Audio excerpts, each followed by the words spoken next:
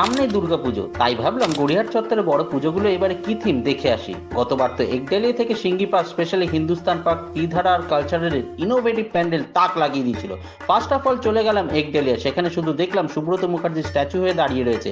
প্যান্ডেল ছেড়ে দাও, একটা বাঁশও দেখতে পেলাম না। আদৌ হবে তো পুজো এবারে?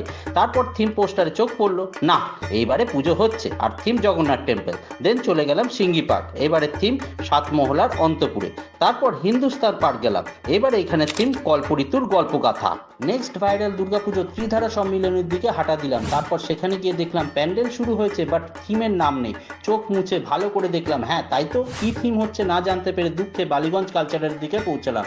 সেখানে আবারও দুঃখ পেলাম একটা ব্যানারে চোখ পড়ার পর, লেখা নবমী দশমী এবারে একই দিনে। দেন মন খারাপ কিছুটা হলেও দূর হলো কালচারালের বিশাল জায়গা নিয়ে প্যান্ডেল তৈরির কাজ আর থিম পোস্টার দেখে। নেক্সট সোজা বাড়ি, আপাতত টাটা বাই।